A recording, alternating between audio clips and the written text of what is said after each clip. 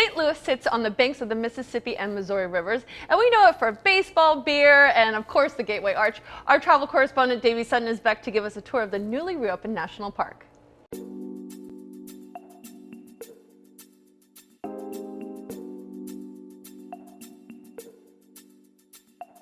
St. Louis is landmarked by, well, the Arch. But silly me, I never knew there was an entire experience inside, and it's a national park. Considered the gateway city, you can't pass through without seeing the iconic monument. And that's what many people do, just pass through. But with the newly reopened museum and park, it's time to reconsider this place as a destination. Original construction started in 1961 and was completed and opened in 1965. The monument was built to honor the explorations of Lewis and Clark and the westward expansion of the United States.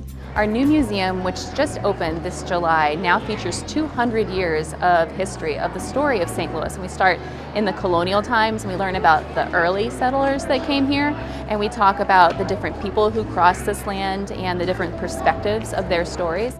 Trace the story through the point of view of Native Americans, explorers, and rebels, all who made America as we see it today possible. There are 6 interactive themed areas, meaning this is a museum where you can actually touch the exhibits. The video is going to play on either wall, so just enjoy.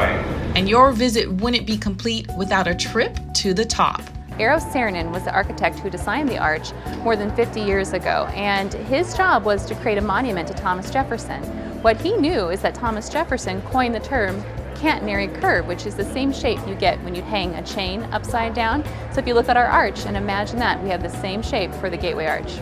Made of 43,000 tons of concrete and steel, the monument has taken millions of visitors to the tram ride in the sky.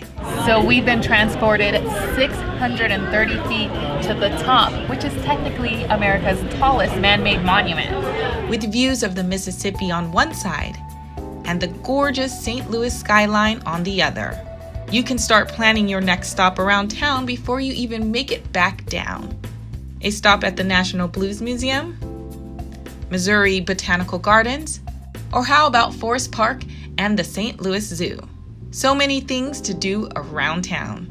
And then, by the time you leave the place, you'll start seeing arches everywhere. For the Jet Set, I'm Dayvee Sutton.